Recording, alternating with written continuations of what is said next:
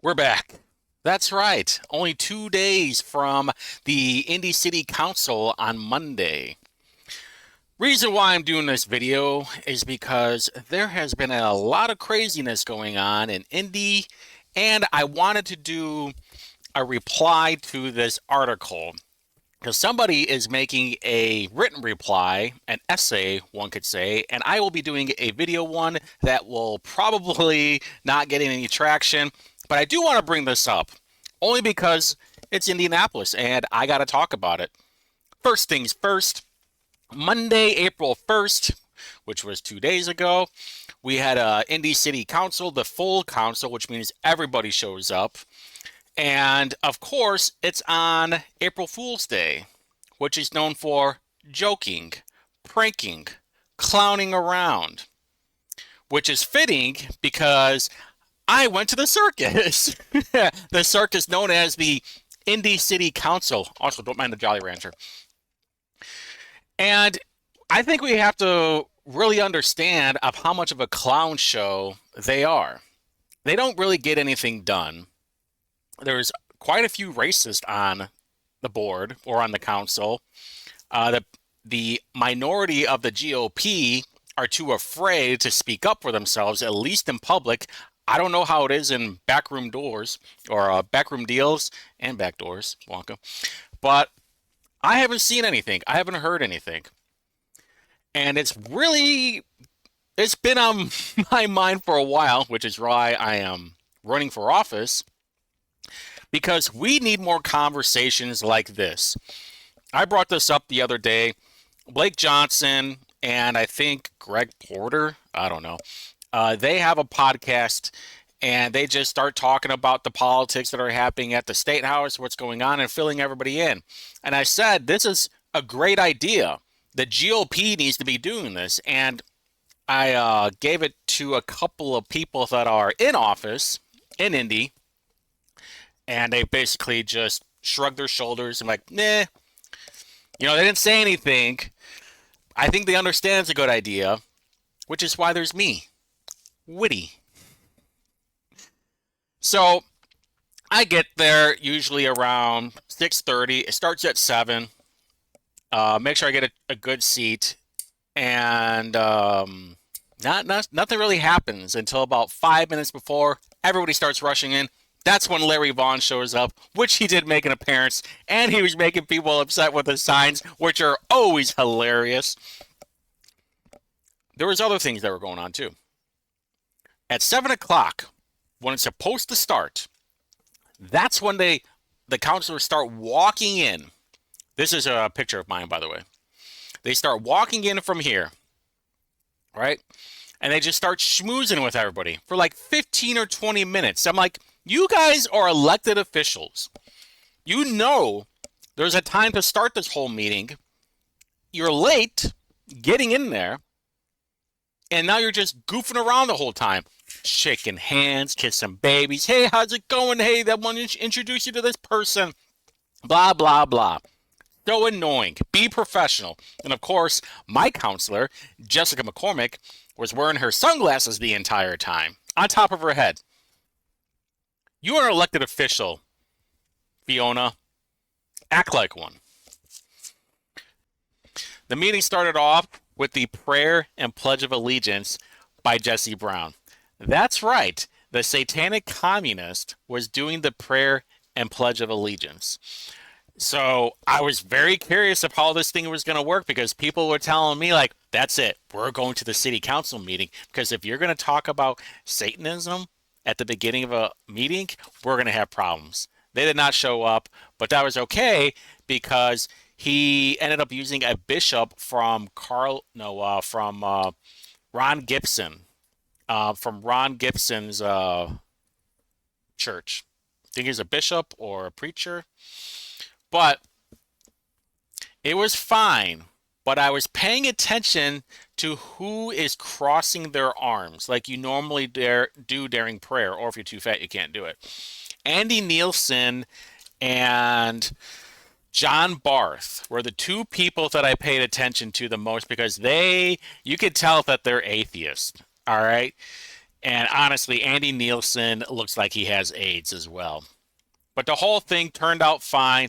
There was a guy sitting two chairs away from me that after the Pledge of Allegiance ended, he was like, I don't say, he was with some girl. And he was like, I don't say the Pledge of Allegiance. And then he said something I couldn't understand. He was like, this is just my way of protesting. Commies every time. But going on, Larry Vaughn was there, like I said. I couldn't really make out his sign. There were two people sitting in front of me. I didn't want to make it too obvious that I was trying to take a picture. One of the signs said, "Listen to MLK's FBI booty call," which I think what he's talking about is when the FBI was doing surveillance on MLK Jr. and he brought that up. There was another one. What did he say? I don't know. We'll get to it though. Oh, here it is. MLK fucked two whores, beat up and killed in a bathtub. And when he flipped that sign, you should have seen everybody just freaking out, like, "Oh my God, do you see that?" Everybody's making eyes, and what's Larry Vaughn doing the whole time? He's smiling, just ear to ear smiling. I'm a friendly. I think what he's doing is awesome. I love it when he's involved with politics. It is a sight to behold. There were a couple of announcements or they were recognizing people, and one of them was the Fair Housing Coalition. I think that's what it was. And I don't know, what was it? Eight of them, maybe. Eight people were up front at this podium with the fair housing people. And I kept thinking to myself, I was like, well, Andy Nielsen's a trust fund baby. I don't know what the hell he's doing over there. He doesn't give a damn about fair housing. Maggie Lewis was in there. John Barth, I think John Barth was in there, right? It was Nielsen, Maggie Lewis, yeah, John Barth, both Browns, Kristen Jones, Dan Boots, Nick Roberts, who lives with his grandparents, McCormick and Delaney, which Delaney's loaded. John Barth is loaded for sure. Boots has money for sure. And then everybody else is eh. Which I always thought it was funny. I thought about having a breakdown of their homes, of like how much the value of their home is, but then it was pretty much like, who gives a damn? We all know that they're a bunch of hypocrites and they don't give a damn anyway. And I always says like, why don't you donate their taxpayer salaries to help people build a house? Like everybody that was up there could donate an amount of their salary that they're paid by the taxpayers, and then they can build a house for some unfortunate family. So I thought this was weird too. Jared Evans kept getting out of his seat to talk to somebody. He talked to somebody like over here. It was on the other side, in like the very corner. And then he talked after some people left. There was somebody over here. Not only that, but Maggie Lewis got up and she kept going into the back area over here. So I think there's water and like a hangout area or something, because Carlos Perkins, he brings his kid to every single meeting. I don't know. We've talked about this before. I don't know if he's divorced or if he has a wife that she works nights or what's going on. But by God, man, stop bringing your kid to these meetings, all right? He can't control himself. And why? How would any kid do that anyway? They're sitting around, they're bored. They're like, "Hey, Dad, what's going on? Huh? Hey, Pops, hey, pay attention to me." You got to do something about that. And I'm not trying to be harsh about it, honestly. But you're an elected official, all right? You got to take care of business first. I think everybody can agree with that. Like, you signed up for this position because you were able to. And if you're not putting your focus into it, you should just step down. And I would tell that to anybody. And then Jesse Brown was on his phone a lot. And someone, after I posted I made that comment on Twitter, someone was like, post a picture of it. And my phone is no good at zooming in. And like I know it doesn't look that far, but like when you're there, it is much farther than what it is. And my camera sucks at it. And that's why when I was running for council last year, I was going to put in a proposal where there were going to be cameras facing here. Now, there already is a camera. I forgot where it's at. It's up on the ceiling. And they do kind of have it. And then there's a camera over here too. But there should be a split window of the camera on all of them, no matter what. And I don't really care because there's be like Maori and then Vop and then Allie Brown will be sitting over here, and I kind of don't care. I want the camera over here because you're gonna see so much goofing around. And what irritates me the most is if you remember back when during the SP52, I talked about this where all the East Side socialists were mad about Aaron Freeman on his phone. If you have ever been to a council meeting, everybody's goofing around on their phone, or they're goofing around on their laptop or their tablet or whatever. That's just how it happens. And then, McCormick got up, and she had the eclipse glasses that she was handing out. There was somebody behind me that she was trying to hand them out to, and I was like, dude, we're in the middle of a meeting. Why can't you just wait until after the meeting to do all this? Why are you doing it now? There are a lot of Bluff Road properties that are getting bought up too from Indianapolis for construction. Right now, I know on a county line in between Johnson and Marion County, they must have bought up a bunch of houses, and I think they're expanding it 4 lanes possibly because they're cutting down the trees. There's a bunch of paint markers everywhere. So I thought they were just doing like a survey and a study on it, but I guess now it's going through, which is good. Maybe. I don't know. Not so much, but that's like one of the rare areas where I'd say, yeah, I don't know about that. But there's a bridge too. So I don't know what they're going to do about that. It's going to get bottlenecked. So moving on, for those who don't know what happened, which, I don't expect you guys to, last week, Jesse Brown got hit by a car on his bike. Apparently, he got rear-ended on his bike. Then the person got out, which ended up being a black kid, and Jesse was like, well, we could just, figure this whole thing out through Cash App. And I don't know exactly what happened because he's not talking about it. But then the kid got in his car and took off. And then he called the cops. The police abolitionist. He is a police abolitionist, by the way. He wants to get rid of the police. Called the cops on a black kid. And he just got roasted. Like roasted. It went crazy viral. Cernovich was talking about Miles Chung, Elijah Schaefer, pretty much all the bigger head right-wing people were talking about this fool. I mean, you can already see like this one, 273, 200 and almost 280 views, 1,000 views.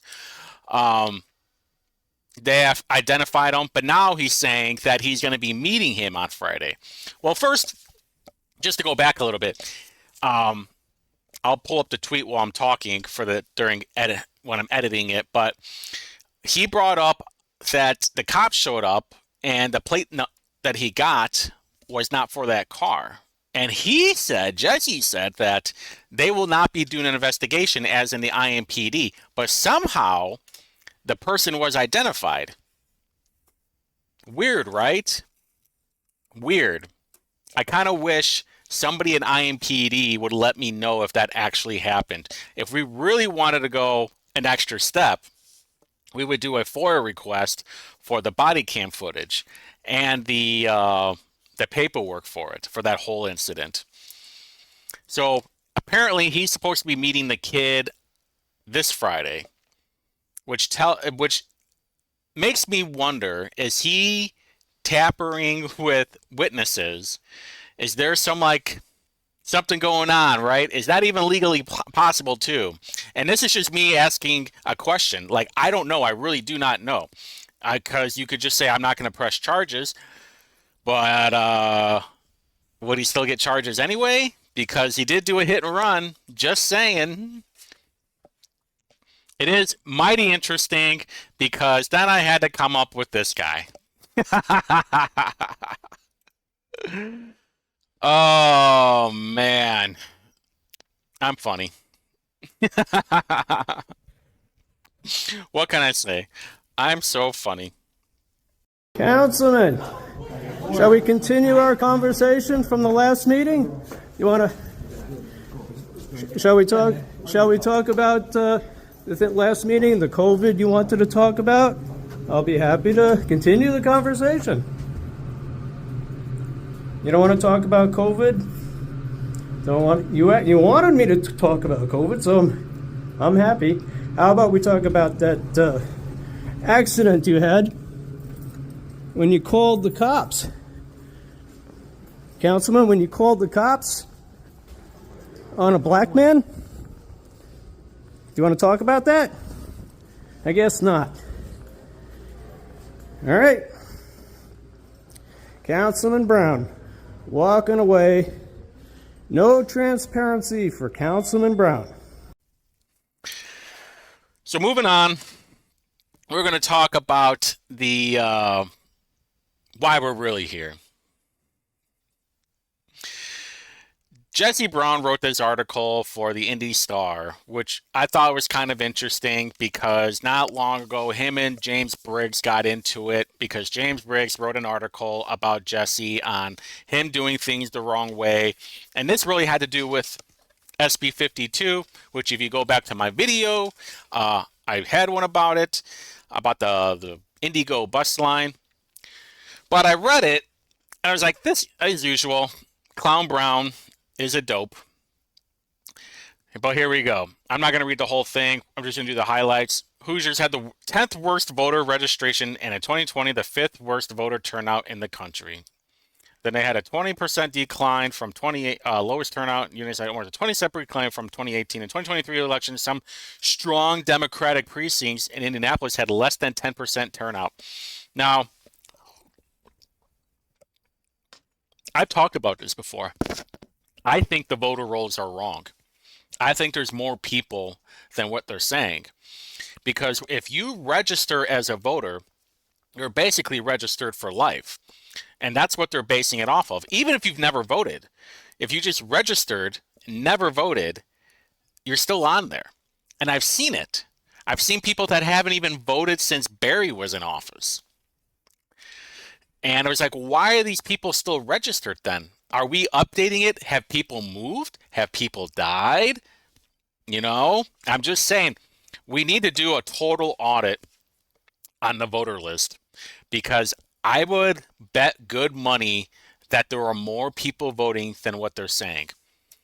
But, you know, he doesn't bring that up. It's just the whole, what are you going to do? And there's actually a survey that I was going to fill out, but then I decided not to because it is the worst questions ever. And one of them was like, how are you going to get more people to vote? That's not my job. That's not anybody's job. If they don't want to vote, then they don't want to vote. I'm not going to force anybody to. And this was talked about during the candidate forum too, that very question. And my answer was basically like, people aren't excited to vote because everybody running for office kind of blows. I mean, you have Jesse Brown, who is a straight up liar.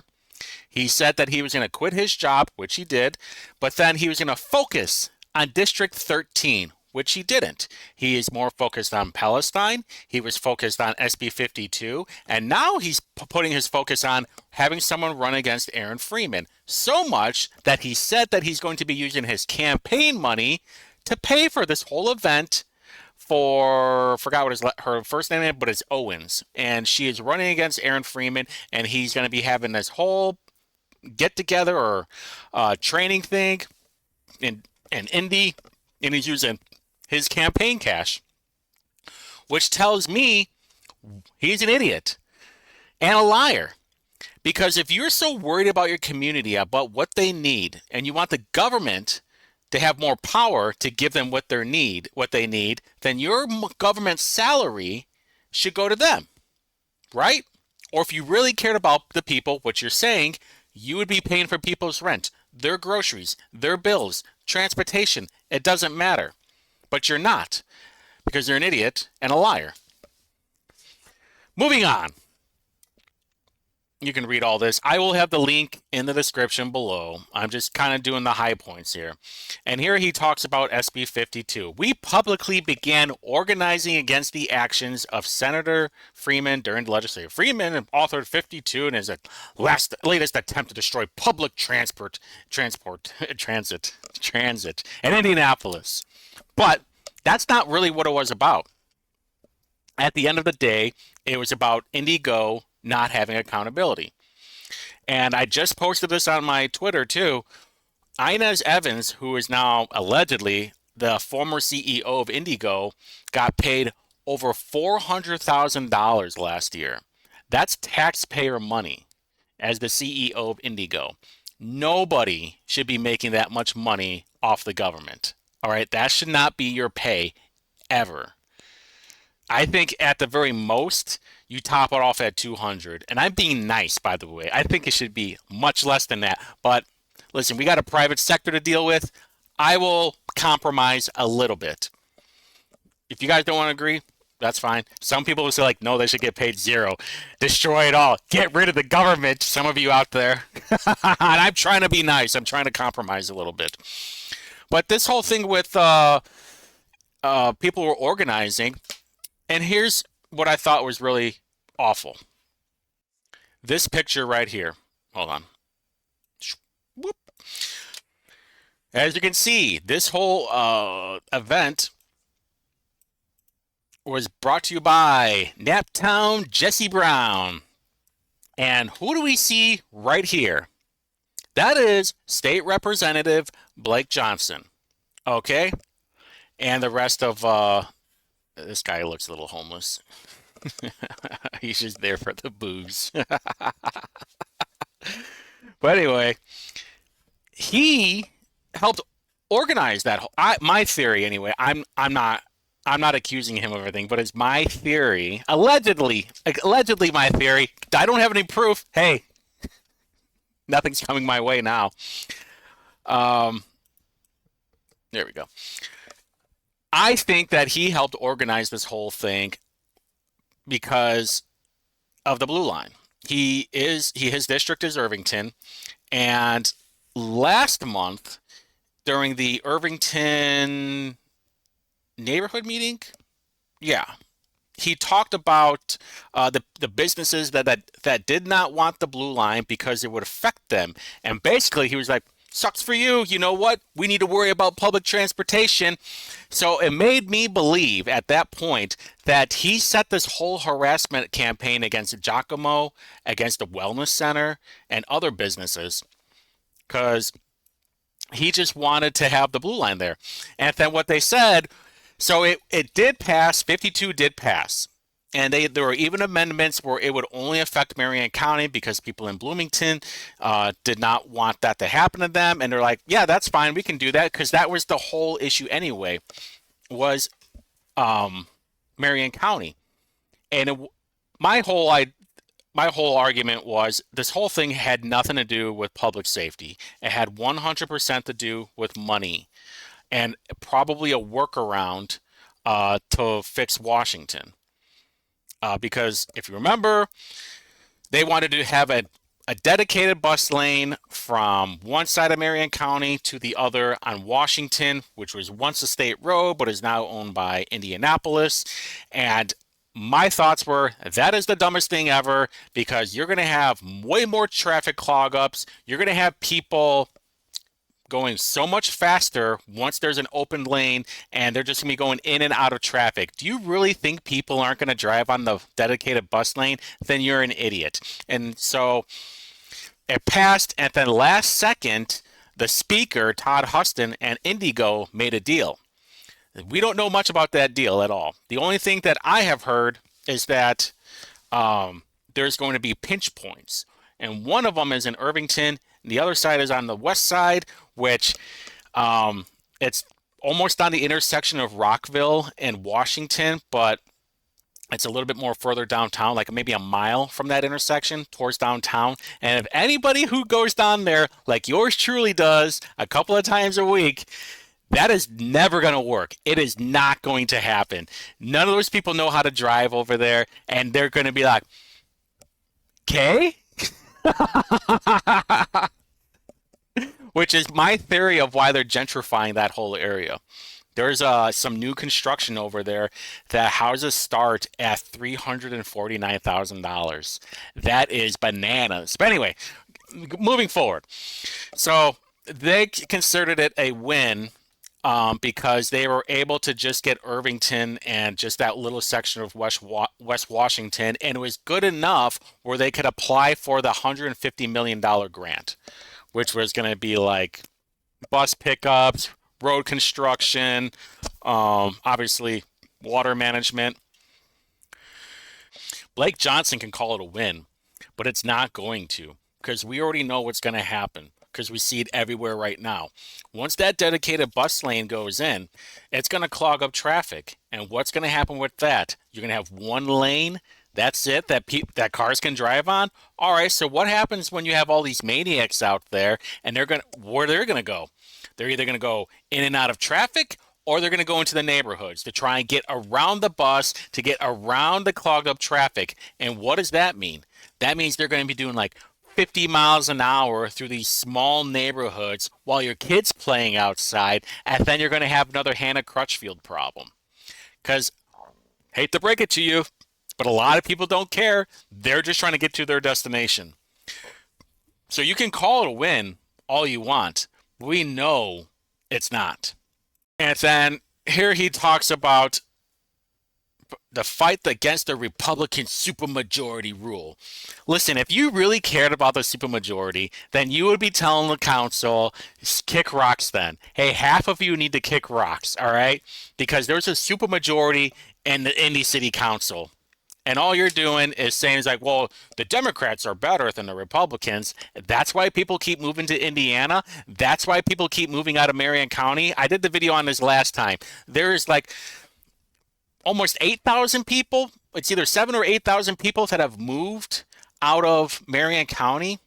So if you even take half of that, say 3,000 or 4,000 people that have moved out, and then you say, I don't know, they're only making $50,000 a year. That's still $50,000 a year of taxable income. And for your libertarians out there, yes, we get it. Taxation is theft, but I'm trying to paint the bigger picture here, okay? Moving on. They can bring their real selves to knock on doors and talk about issues that matter most to them, donate small amounts of money, and teach their neighbors the same skills. They leap at the opportunity. Beyond the socialist organizer, by the way, he is a Democrat socialist who wants to put communism into Indianapolis, if not the entire world. Oh, what's that? You don't believe me? Are you sure about that? Let's look here.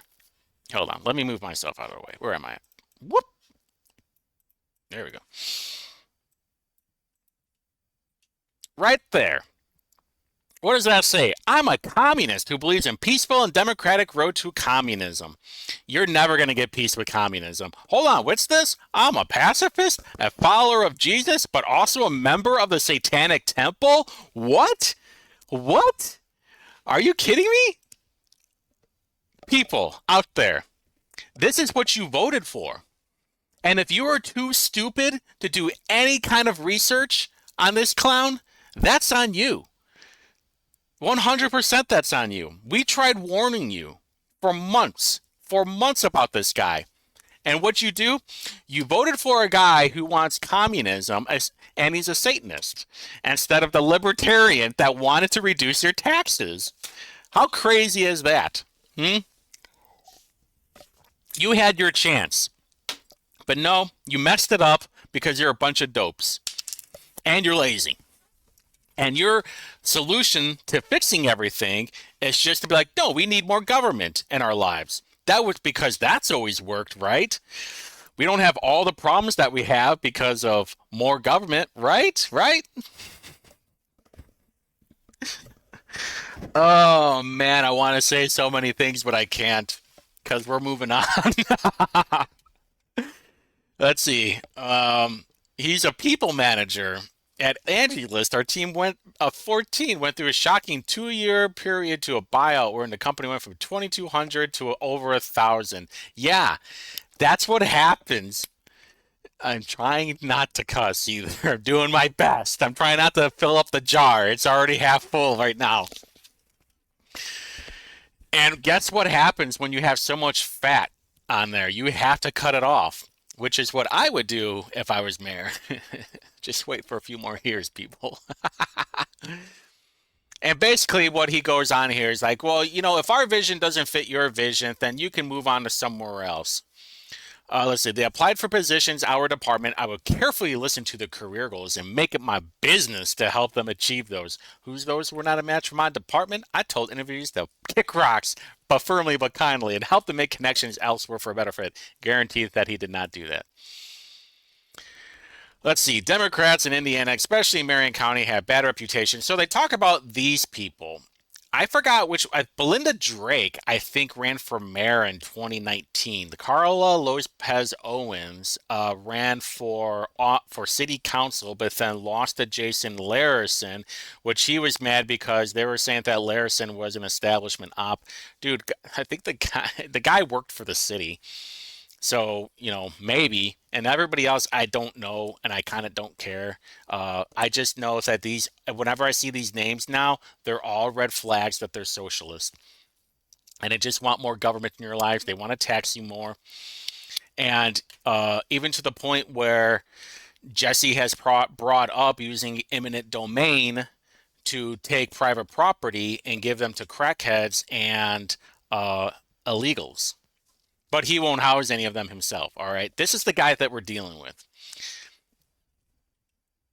We were inherited this messy history and we cannot change the past. That's weird. That's a weird statement to say because Democrats always talk about reparations because of the past. Blah blah blah. The Democrats need to welcome outsiders to their table warmly and gratefully. Why would anybody want a communist in their party? And here's the funny thing. We Democrats need to reform our party's culture and practices. We need to advocate for an end to the two-party primary rule and functionally protects insiders and slows our ability. It doesn't, though. It doesn't. And I've talked about this before. The two primary rule I actually like. But I think this is a safeguard so you don't have Democrats running in the GOP and GOP running in the Democrats. However, people, if that were to ever go away, I will start running as a Democrat. Just kidding, just kidding. But that's how you mess things up too, because there he is right. He is a little bit right on that. Is that the insiders do protect their own. And that happens on both parties, by the way, and even a little bit in the Libertarian Party. They are small, but they do like making sure that their people are connected to the party, which I get it. And I'm fine with that, by the way. I'm perfectly okay with that. Is that it? All right, cool. But sometimes I wonder to myself, what should the GOP be doing? Like, have they given up on Marion County? Because I think they have. And the evidence that I have is the LEAP project. Republicans are spending a lot of time and a lot of money on making sure that Eli Lilly LEAP project goes through. Why? This is only my theory, all right? Just my own theory that they've given up on Marion County and they're focusing on Boone County, and that's going to be their new capital. Not literally their new capital, but to them, that's their new capital. It's kind of like Springfield, Illinois, and then Chicago kind of deal. Because that's why they want Brad Chambers in. He has all the GOP establishment helping him out. And I'm not going to name names, all right? I don't want to get that much in trouble. I probably even should be saying this, but I'm going to. But then you have Democrats too that are like pro Brad Chambers. And when I hear that, the very first thing I think of is like, that's a red flag. That's not cool. Because if the left likes you, why should the right, and then I'm not saying it's like, well, you don't like that person, well, I like that person, and then vice versa. It's just very interesting because Democrats never like GOP candidates, and we know, I definitely know that people from the left are going to be voting in the Republican primary to try and get Brad Chambers in office, or more or less make sure Mike Braun does not win the primary. Which is why I tell everybody, do not do early voting. Only vote on the day of the election, because there is ballot harvesting happen, especially in Marion County. They go to these senior living homes where these people can barely talk or move and they're basically like blinking, and they'll go, and they have a caretaker, right? They have their guardian, and they'll fill the things out and then they'll give it to them. Make sure that they're signing for it. And I think that someone has to like watch. Oh, what's that? Oh, okay. You want this person, right? Oh, you definitely want this person, right? That person's okay. And not to mention, I've seen it personally happen at the voting booth. I was a election clerk, I guess that's what you could call it, but I helped at a voting poll in 2022, and I saw people. I saw this. I saw it a couple of times. This woman, and I don't know if it was her boyfriend, they went to the voting location. I was in charge of making sure people could put their ballot in the machine because that was 90% of the problems that they were having. But then one lady brought her boyfriend in there and they're like, no, you want to vote for this person. You want to vote for that person. And then there was this mother and daughter, and the daughter was like getting all excited of like, oh, this is her first time voting. Take a picture of us, and because I gave, you get voting stickers. I'm like, okay, there, got your picture. But this is how things are won in Marion County. This is why Republicans will probably never win all of Marion County, because they got the ballot harvesting game nailed down. And if you want to win Marion County, Republicans, you need to get people in there. I mean, thankfully, Diego is, you know, getting some voting rules changed, which is good. I want to get rid of absentee ballots unless, like, you actually have to. Say if you're like a military member or like you have no legs. But I think the other thing too with the that the GOP needs to work on is that there are grassroots operations that want to help out the Republicans, but because it is a good old boys club, and by the way, this is on the left too, and even Jesse recognizes it, that the insiders do win. They need to be more open to the idea of, most importantly, they need to get better leaders. All right. Lake County, as far as I can tell, is really good. Marion County blows. All right, there's no Wayne, and I'm just saying because I live in Wayne Township. There's no Wayne Township GOP anything. Apparently, there's a new president, but we'll see how that turns out. There's no like monthly meetings like all the other townships have going on. It's not to mention like it's hard to get people involved. They have lives, they have a family. The reason why the left wins is because they have no life and no family. They're all single gooners that just want to drink booze and smoke weed all the time. Rules for thee, but not for me kind of deal. Hypocrites, liars. They don't care. They have no principles or morals. And the Republican Party needs to expose that, at least in the Indiana GOP. Call them out every chance that you get. Hey, you said it was going to be like this. Oh, there's crime. Oh, that's interesting because this was the policy that you had.